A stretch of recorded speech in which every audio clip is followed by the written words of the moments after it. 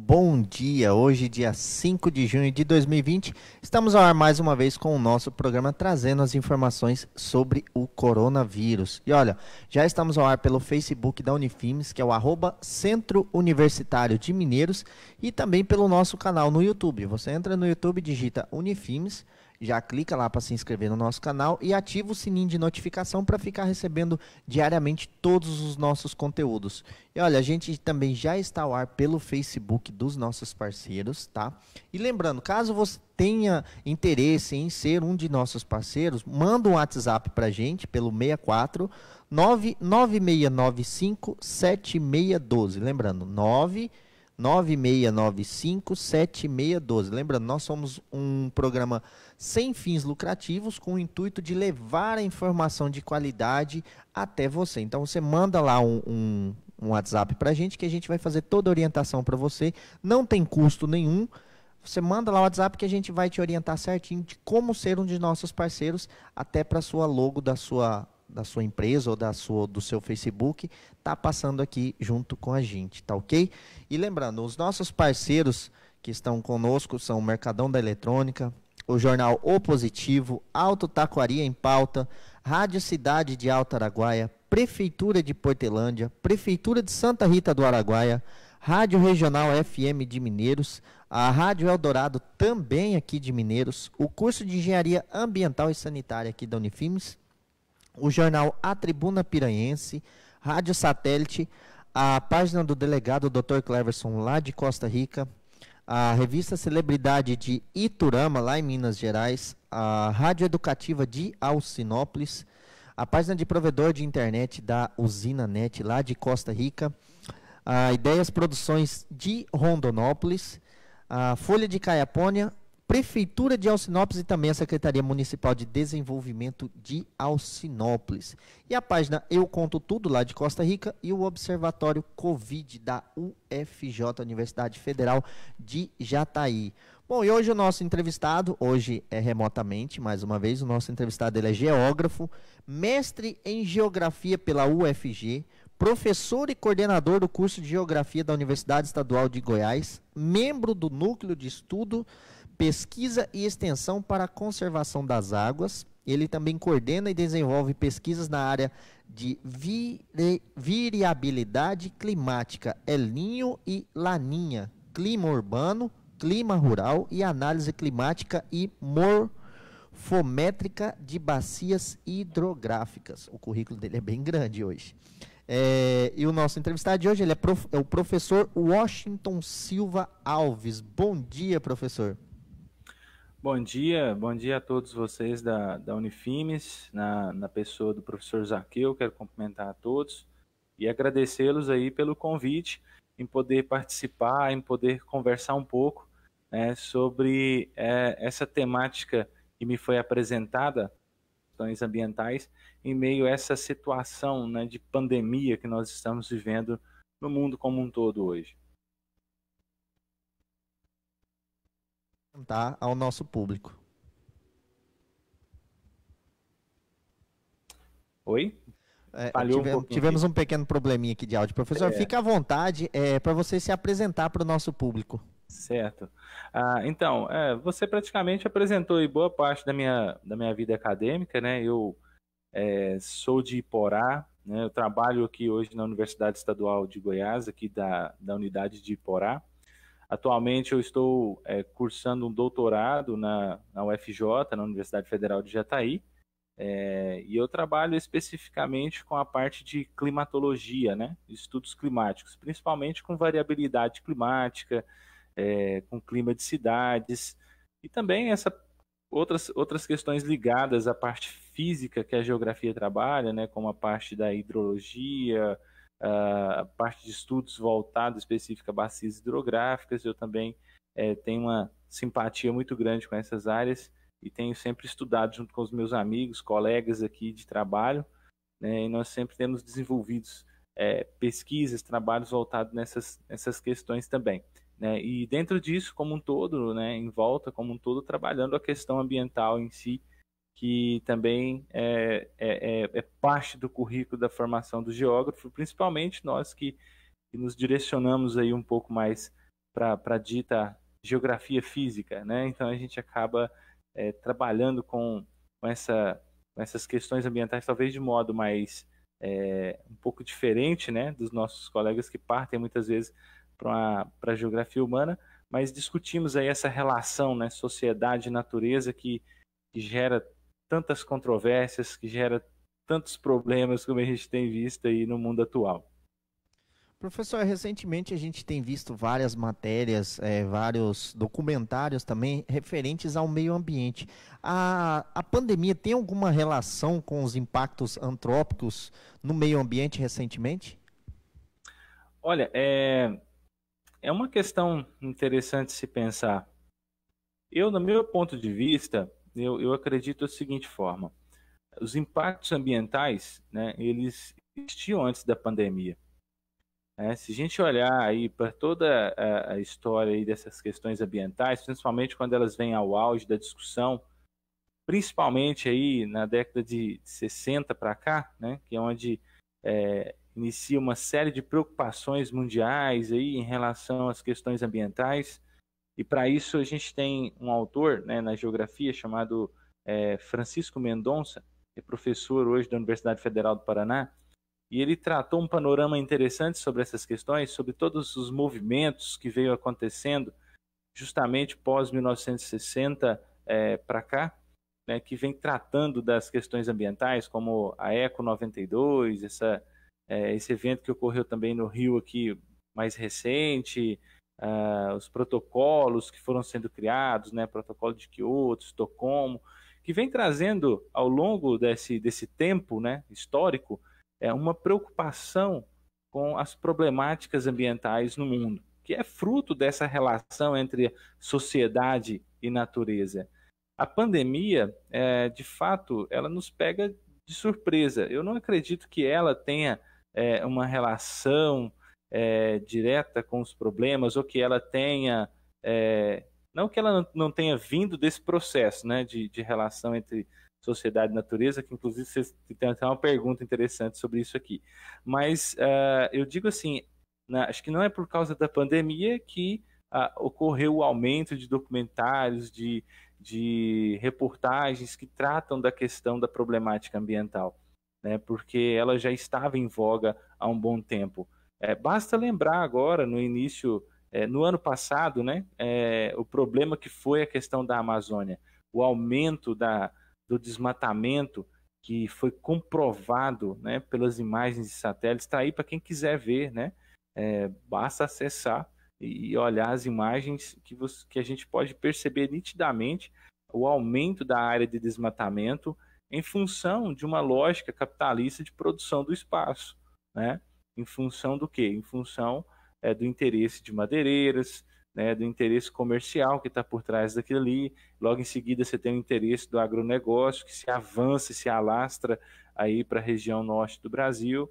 Então, eu acredito que essas reportagens, toda essa discussão, ela tem sido tratada e já vem sendo tratada há um bom tempo, e acredito que a pandemia em si não tem essa relação em nenhum poder de aumentar isso, ou de ter aumentado isso agora, em função dessa situação que estamos vivendo, né? Acho que já vem aí de uma série de questões sendo tratadas e trazidas em voga aí há um bom tempo.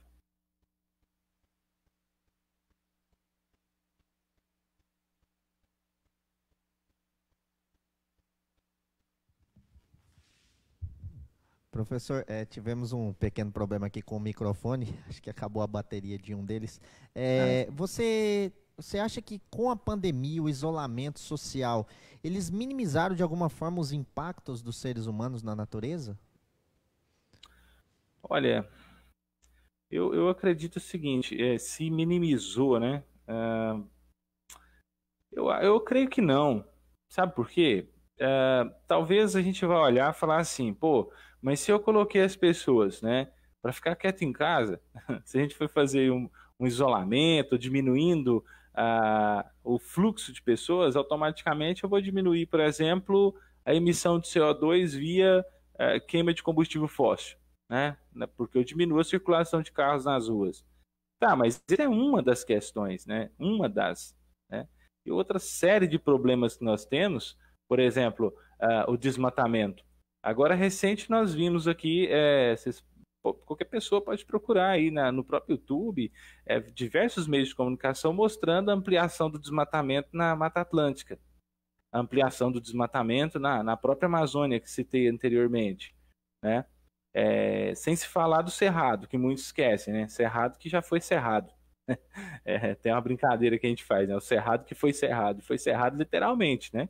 Para dar lugar aí à introdução dessas grandes commodities, principalmente nas áreas de chapadões, que são propícias, né, à grande produção agrícola. É um processo que aconteceu aí há décadas e décadas atrás, né, e que veio tomando forma, crescendo, evoluindo, e aí continua também, né, avançando aí, Mato Grosso adentro. Você olha aí a região do Mato Piba, né, do Mato Grosso, Tocantins, da Maranhão, Tocantins, Piauí, Bahia, né, tem um polígono ali grande de produção agrícola também. Ou seja, que tem fomentado essa produção, ela fomenta também o desmatamento, né? E nós temos diversos outros problemas com poluição hídrica, por exemplo, né? São problemas que estão ligados à falta de estrutura, né, das cidades brasileiras, principalmente no que diz respeito ao tratamento dos efluentes domésticos, né, do esgoto. Então, muitos locais que não têm esse tipo de tratamento, muitos locais onde esses efluentes são descartados de forma irresponsável e que tem contribuído para comprometer cada dia mais a qualidade da água. A água tão importante para a nossa vida, né? Então, é até engraçado pensar isso, porque quando nós olhamos justamente nesse período que estamos entrando, olha tanto que é interessante isso. Quando chegamos aí próximo ao mês de agosto, setembro, aqui no Centro-Oeste principalmente, nós chegamos num período crítico da seca, né? Porque nós passamos aí de 3 a 4 meses praticamente sem ver chuva, né? É um período bem seco. E muitas cidades passam por problemas de abastecimento de água nesse período. Mas, ao mesmo tempo, muitas, como Iporá, aqui onde eu vivo, né? Você tem um córrego que passa pelo centro da cidade. Esse córrego flui água aqui o ano inteiro. Mas você não pode usar a água desse córrego, porque ela está toda comprometida em função do quê? Da quantidade de esgoto que é lançado dentro dele, né? Dos lava-jatos que são construídos à beira desse córrego, que lança produtos químicos todo santo dia dentro dele. Então isso compromete a qualidade dessa água, tornando-a imprópria para o consumo. E aí vira uma contradição, né? Você tem água e não pode usar, né? E o manancial que abastece a cidade, às vezes, dependendo da condição de seca que ele é colocado, ele não consegue ter vazão suficiente para poder nos atender, né? E aí a gente começa a passar problemas com falta de água para o abastecimento humano. Bom, esse é um problema ambiental, se a gente for olhar, né? É um impacto que foi gerado na natureza e que impede a gente de usar um recurso que é tão vital para nós, né? E que, independente da pandemia, esse problema existe, né? E vai continuar existindo se não houver uma retomada de atitudes do próprio governo, tanto municipal, estadual quanto federal, quanto a gestão desses recursos de modo real, de modo digno, da forma que tem que ser feita, né? Porque é entristecedor, porque quando nós olhamos também a pandemia, e aí olhar para o lado político, aí talvez sua pergunta ela vai fazer até um sentido mais interessante, porque nós percebemos recentemente naquele áudio da entrevista que saiu, né, da reunião, né, dos ministros junto com o presidente, onde o ministro Ricardo Salles, que é o ministro do Meio Ambiente, usando o seguinte discurso, em que nós tínhamos que, a ideia dele, né, tínhamos que aproveitar essa situação de pandemia, já que a mídia bate só na pandemia, e passar algumas pautas que seriam pautas complicadas, né, de caixa. Então, pautas que diz respeito à questão ambiental e não na ideia de proteger, de melhorar essa condição de preservação desses recursos, mas de poder facilitar, né, o acesso por exemplo, de agricultores, de grandes grupos empresários que trabalham principalmente na área agrícola, né, na obtenção de licenças para poder estar operando. Então, de certo modo, se não houver uma política de fato que pense essa relação que existe entre a sociedade e a natureza, impactos ambientais, de modo que a gente consiga apropriar da natureza, mas minimizando os impactos, eu acho que não vai mudar muita coisa no nosso cenário, independente de ter pandemia ou não, os problemas estão aí, e eu acredito que eles devem continuar se não houver uma mudança nesse sentido. Professor, como você disse agora há pouco também, com o isolamento as pessoas diminuíram o fluxo de veículos, de carros, de fábricas, e como eu disse no início do nosso bate-papo, que houve um aumento também de matérias, né, de notícias a respeito disso. A gente teve também vários registros ao redor do mundo de um ar mais limpo, isso em consequência do isolamento social, né? Como você mesmo disse que os carros não tá vendo um fluxo de veículos. E a gente pode dizer que isso aconteceu aqui na nossa região também, que isso é em consequência do isolamento ou tem outro termo para ser usado? Não, é interessante. Nesse quesito específico, né? Porque é bom a gente entender que quando a gente fala de impacto ambiental, uma série de questões que tem que ser levada em consideração. Mas nesse quesito em específico, realmente esse isolamento ele contribuiu de certo modo para que houvesse uma redução da emissão, né, de CO2, por exemplo, e de outros gases para a atmosfera e até mesmo de fuligem, fumaça, né, que acaba comprometendo a qualidade do ar, né? Isso tem diminuído, sim, de fato diminui, porque diminuiu essas atividades, né? Então ele contribuiu. Por exemplo, houve uma reportagem que eu vi na China, né? A China é um país, principalmente Hong Kong, né? Uma cidade na província ali na China, né? Hong Kong também, se a gente pegar a própria Pequim, né? São cidades que possuem uma alta atividade industrial e o ar ele fica muito comprometido.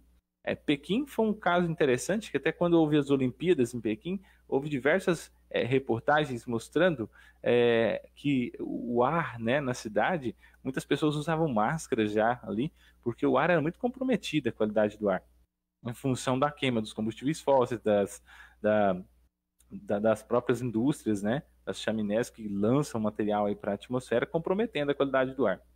Se você diminui essas atividades, automaticamente você diminui também, né, a emissão desses poluentes para a atmosfera e, consequentemente, melhora a qualidade do ar, nem que seja momentâneo, né, como está acontecendo, como tem acontecido.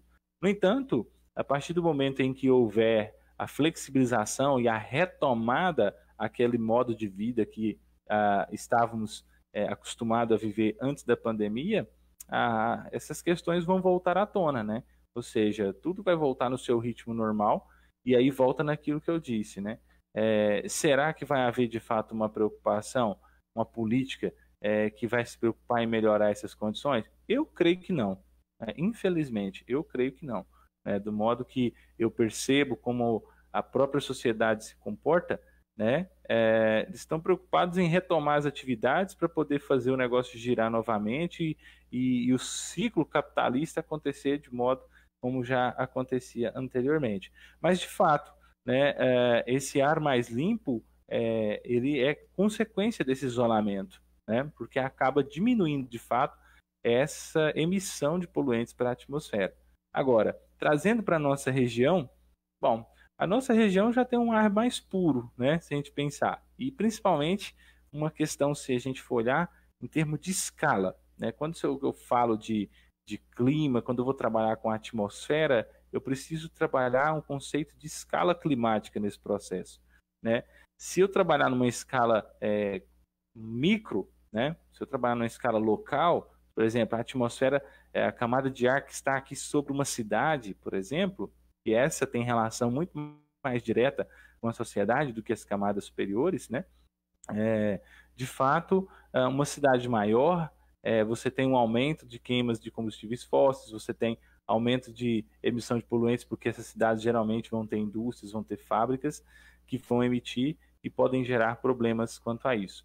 No entanto, nossa região, nós temos uma situação muito diferente, por exemplo, da Grande São Paulo, muito diferente da região da Baixada Santista, da região de Cubatão, no Brasil, que são regiões altamente industrializadas e que emite uma grande parcela de poluentes para a atmosfera, comprometendo o ar próximo a camada de ar próxima, né, à cidade, por exemplo, que interage de fato direto com as pessoas. Para nós aqui, talvez teríamos um problema muito maior, que seria as queimadas, né, que acontecem muito nessa época do ano agora, nesse período seco, e que essas sim comprometem bastante a qualidade do ar, porque aliado à queimada que emite poluentes para a atmosfera, nós temos nesse momento também uma redução da umidade do ar aqui na nossa região, né?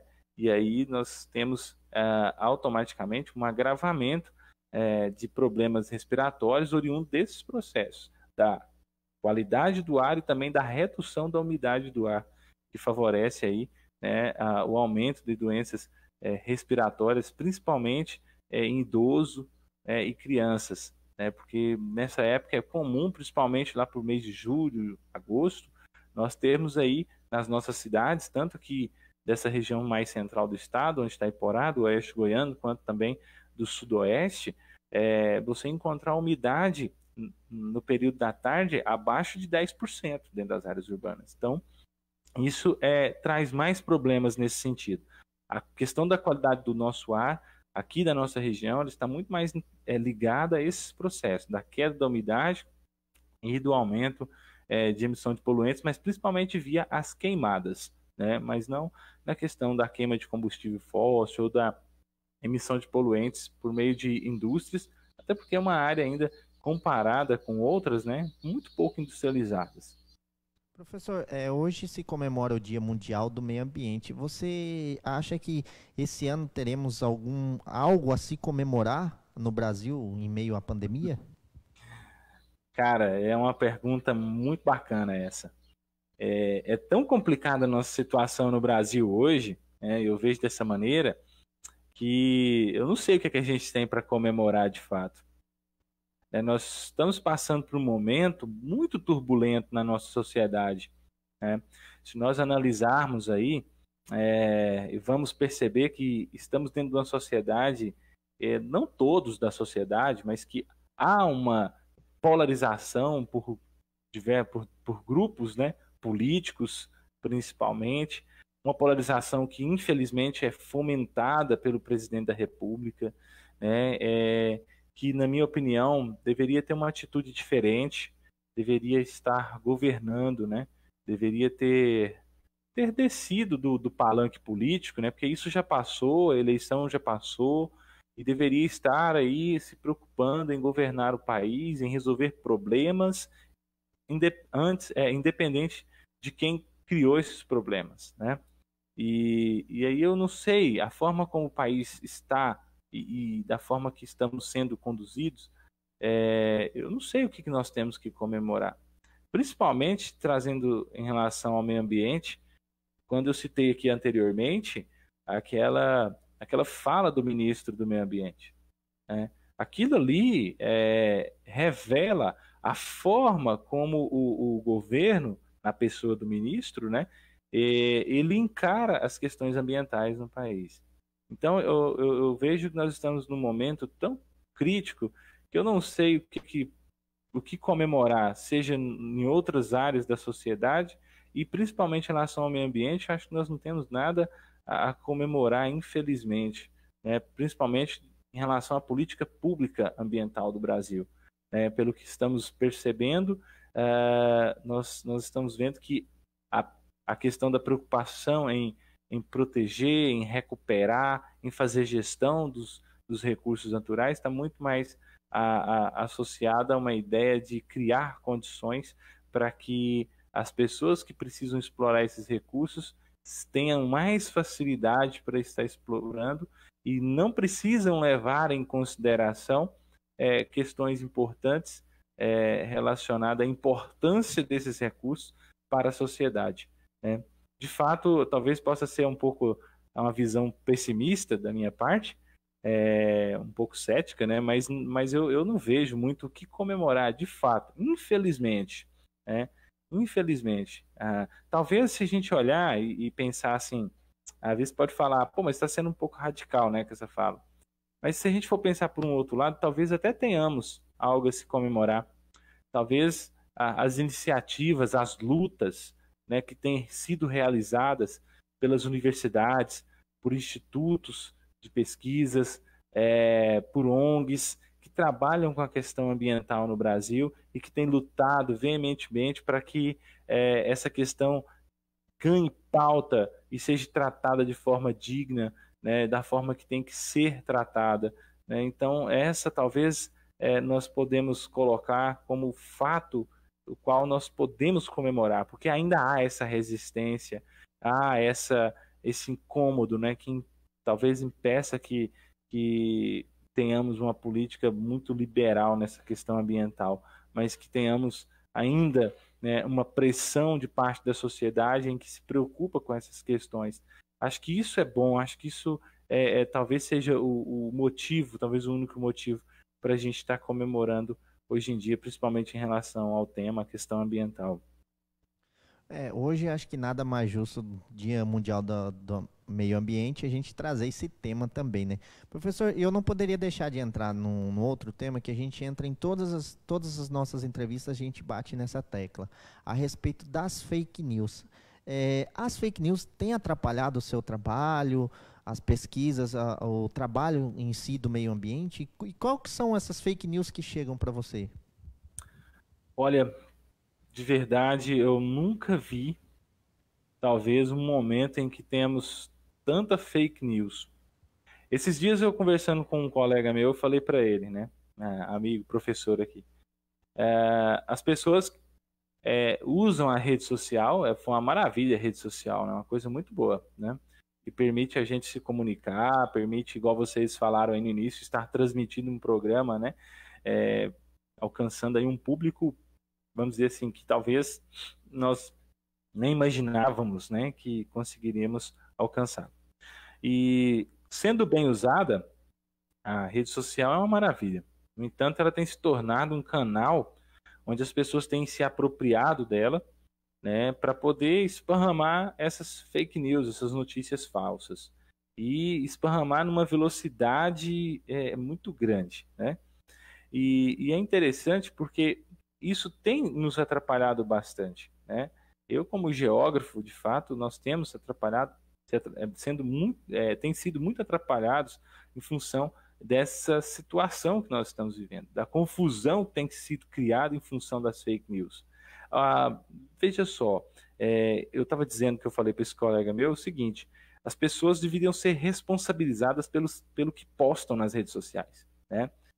As pessoas postam o que querem porque não há você não tem responsabilidade por isso, né? Então você escreve o que quer, explana o que quer, esparrama o que quer, e fica tudo por isso mesmo, infelizmente, né?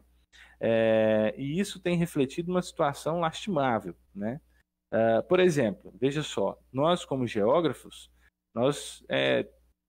tem sido até difícil para as pessoas nos ouvirem. Porque automaticamente, quando a gente abre a boca para falar alguma coisa, as pessoas já nos taxam de comunista, socialista, né? E começa a falar um monte de coisa. Gente, isso é tão doído, porque as pessoas nem sabem discernir o que é isso, o que é aquilo. O fato é esse, né? Até disse recentemente, não dá para uma pessoa querer discutir socialismo, falar que o Brasil estava entrando no socialismo, né? Então, a gente vai falar alguma coisa, as pessoas já nos taxam, já nos rotulam em função desses discursos que têm sido passados, discursos que não têm trazido uma verdade, mas têm sido usados para implantar uma ideologia. Então, criticam uma ideologia, mas querem implantar uma ideologia, né? É interessante isso, o modo como as coisas acontecem, o modo operandi da coisa, né? E aí, você observa, só tratando esse ponto como exemplo, as pessoas vão lá e já vão falar de socialismo e tal, e compara logo o Brasil com a União Soviética. Eu falo, meu Deus, como falar de socialismo soviético? Eu tenho que entender, não é simplesmente falar que o socialismo é do Marx e sair dando por retado e falar que tudo é igual. Não é. Se eu olhar o socialismo soviético que aconteceu num vasto período, eu preciso entender de Revolução Russa para saber como que esse socialismo foi implantado ali dentro. Como que as ideias socialistas foram usadas e moduladas a ponto de se tornar um modo de governo dentro da Rússia e da União Soviética, os outros países que compunham, né?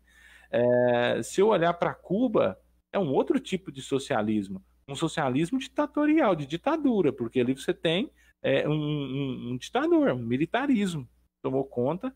Fidel Castro era o quê? Um ditador, né? Usava das ideias socialistas e ali, de certo modo, implantou uma forma de governo. Então, cada local ele vai ter uma situação.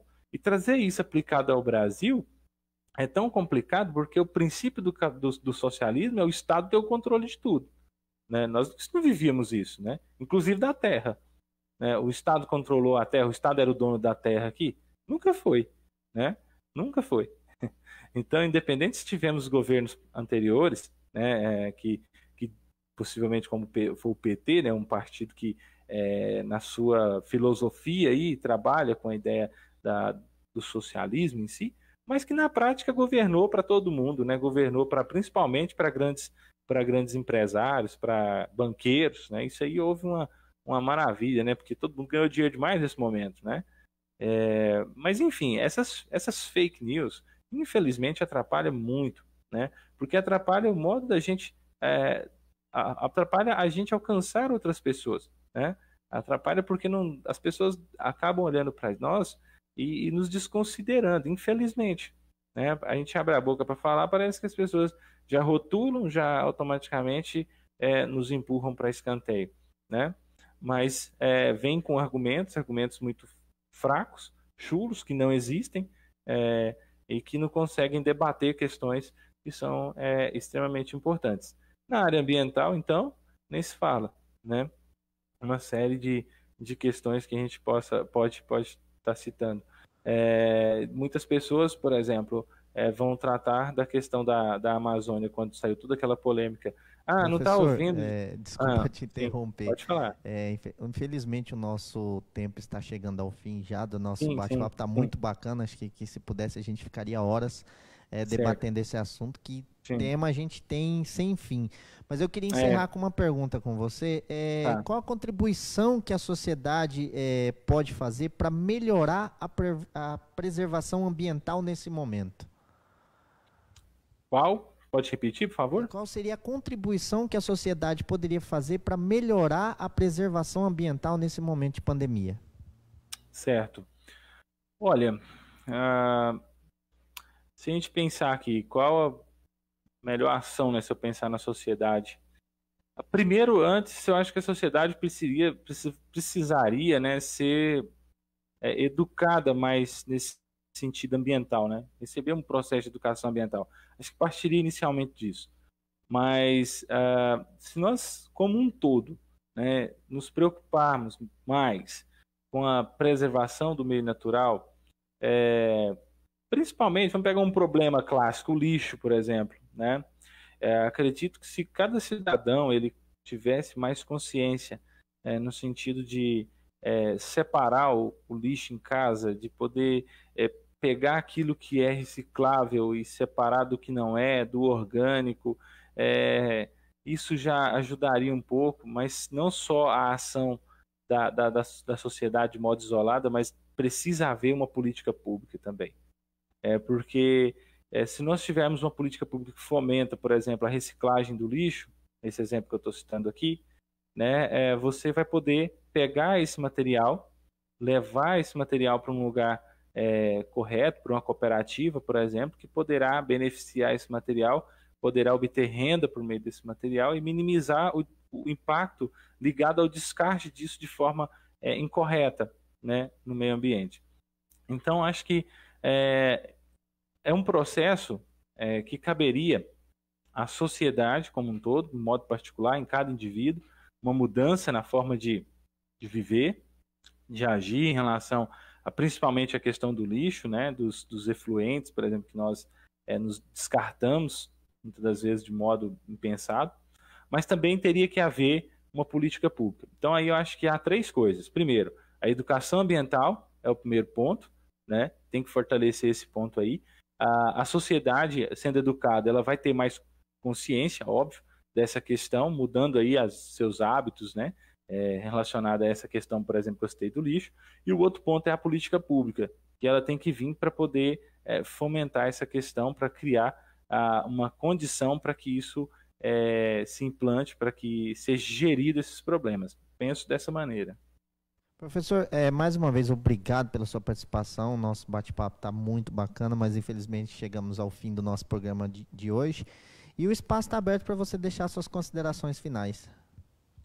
Bom, eu que agradeço, né? Falo demais, foi bom você interromper, porque são questões sem fins, muito bem colocado, né? Nós poderíamos ficar aqui horas conversando sobre esses assuntos, que dá muito pano para manga, vamos dizer assim, né? Eu agradeço a oportunidade, agradeço o espaço, né? Espero ter contribuído, né? E também me coloco à disposição, né? Quando precisarem, estou à disposição para poder atender.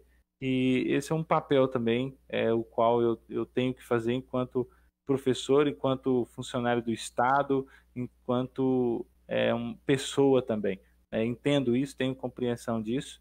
E, mais uma vez, agradeço a vocês da Unifimes, na pessoa do professor Zaqueu, né? Um abraço para ele, é um amigo que eu considero muito, e estou aí à disposição e agradeço aí a paciência de vocês, de todos os ouvintes também que estão me ouvindo.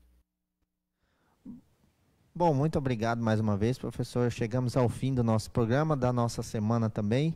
E lembrando, caso você queira ser um de nossos parceiros, que está passando aqui embaixo, nós somos um programa sem fins lucrativos, um programa colaborativo que dependemos dos nossos parceiros para transmitir toda essa informação, todas essas entrevistas. Você manda um WhatsApp para a gente pelo 64 99695 7612, que a gente vai fazer toda a orientação para você, não tem custo nenhum. Você manda o WhatsApp que a gente te orienta como ser o nosso parceiro, e a sua logo também está passando aqui. Então, segunda-feira voltamos às 9 horas, horário de Brasília, aqui pelo Facebook da Unifimes, que é o @Centro Universitário de Mineiros, e também pelo Facebook dos nossos parceiros. Tenham todos um ótimo final de semana, fiquem com Deus e até segunda-feira.